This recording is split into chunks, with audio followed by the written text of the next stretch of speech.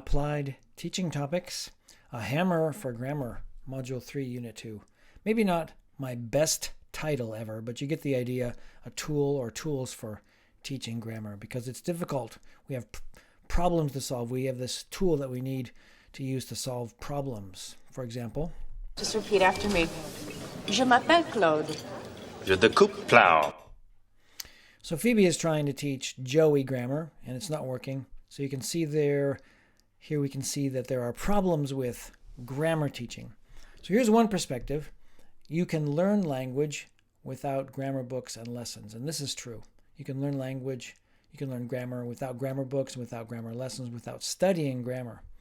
Here's another perspective. When we deliberately focus on grammar, we do not directly get knowledge for using language. I think this is true. Some people might disagree, but I think it is true that when we deliberately focus on grammar, we're not really getting knowledge that we can use with the language. It's a different kind of knowledge we're getting. So what does grammar teaching do? What do you get from grammar teaching? Well, here's my perspective, and it's the perspective of many other linguists. With grammar study, we become aware of grammar features in the language. It's like a lens that focuses on a particular feature in the language. We also, with grammar study, get feedback on our speaking and our writing. So if we make a mistake while we're speaking, we can learn from our mistakes if we get feedback. Same with writing. So this idea of awareness about features of grammar, how does it work? Well, we call this consciousness raising. When learners become aware of grammatical features in the language, we call this consciousness raising. They become aware or consciously aware of particular bits and pieces of grammar in the language. For example, you become aware of ed endings for the past tense. So as you learn the ed endings, you learn the ed ending rule for past tense, you start to see it and you become aware of this ed ending. And then you notice it. You notice this ed ending, this feature in meaningful messages and meaningful input. So when we teach grammar, we need to have the right focus. What should we focus on when we teach grammar? Well, Paul Nation, the expert linguist, who I highly recommend, especially his book here, What Should Every EFL Teacher Know? He says that when we teach grammar, we should focus on the high frequency features of grammar. So grammar is like vocabulary. There are high-frequency words that we meet all the time. There's high-frequency vocabulary that we meet all the time.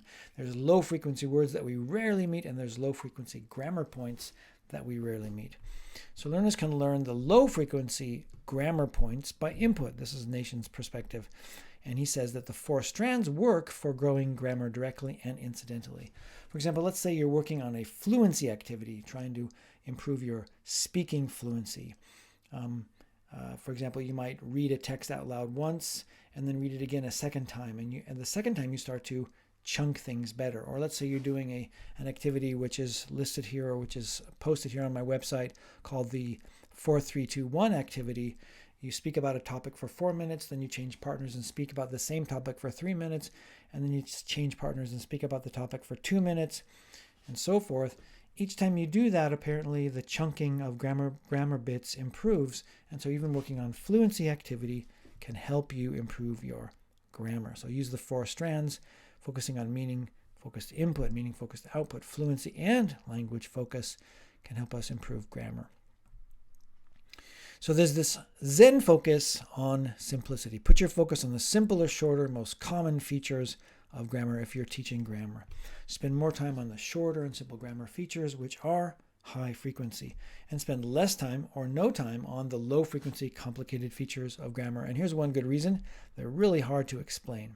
Even some expert teachers might have trouble explaining the more complicated aspects of grammar. And if the teacher has trouble understanding it, like I sometimes do, it's not going to be possible to explain it to a student. As you teach grammar, or as we teach grammar, what should we avoid? Well, we should avoid teaching too much. And this is something that happens. Teachers tend to stand in front of the class like I'm doing right now, and yada, yada, yada, speak too much, teach too much. So students can learn grammar without teaching. And we especially need to avoid long, complicated grammar explanations. If we're going to do grammar activities in class, give the students chances to use the grammar. Long explanations are not going to be as helpful. Let's look at a few techniques that we can use for teaching grammar in the language classroom. Here's one that I like. It's dictation. So you use dictation to raise awareness of grammatical features in meaningful input.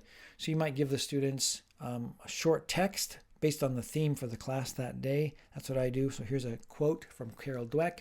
And I might say it 3 times, first time nice and slow. Success is about,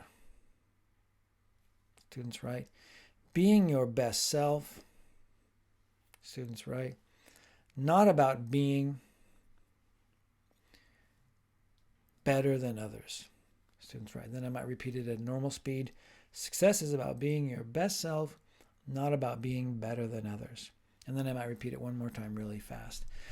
I would have the students maybe check their answers together and then give them the correct answer, show it to them on the screen or whatever, and then see if they make any mistakes. In this particular one, some students might make mistakes with the comparative, better than, and so they would get some feedback about their grammar mistakes. So what mistakes did you make?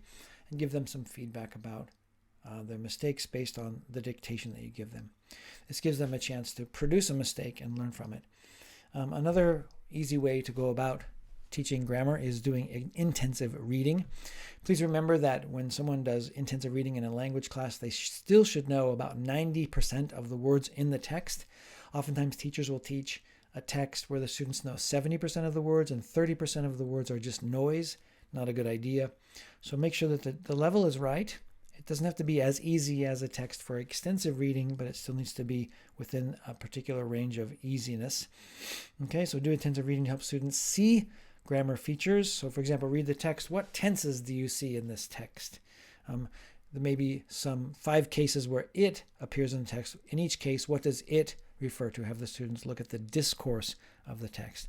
They might see sentence combined with and so and but. So you have sentence like I like tea, comma, and I like coffee. 2 sentences combined together with comma and. How does and, so, and but work to connect sentences? Have the students evaluate and analyze this. Not too many of these questions. You don't want to do too many of them because it'll be boring. So just give them some intensive reading with a limited number of questions so that they're not bored to death by too many questions on an intensive reading text. Maybe 10 questions might be plenty. Another approach is called textual enhancement. So here you see a story called Grow Your Mindset from my website, readoasis.com. Notice that all of the verbs in the past tense are underlined, bold, and in all caps. The irregular forms are also, all verbs are bold and all caps, but the irregular ones are also underlined. So you can see this is a way to help the students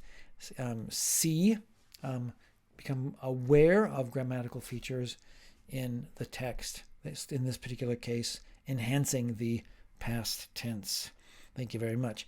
And lastly, let's talk about a speaking activity where the students get feedback. So here is just a corner of a sheet that I would give my students in an activity that I call Bingo Talk. So it's a bingo game, and here are the directions. First, they would practice the grammar of the sentence. Do you watch TV shows? Yes, I do. What do you watch? So the steps are, first you practice the grammar, then you walk around the class asking and answering the questions. Ask a partner and the partner answers. If the partner answers and gives a follow-up question, for example, what do you watch? Then you get their signature, and then they keep shuffling and repeat until they get bingo or double bingo or whatever. So let's look at the one where it says read fiction just to see how it's done.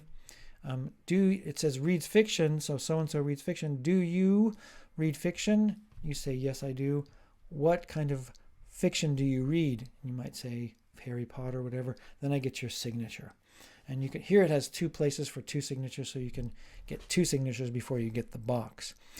As the students are roaming around in pairs doing bingo talk, the teacher can make notes of any mistakes that students are making notes. Don't correct them during the communication activity. It is communication that's taking place. Then when they're finished and everybody sits down, you go up to the board and write down some of the mistakes and ask the students, what's wrong with this sentence? Can you guys fix it?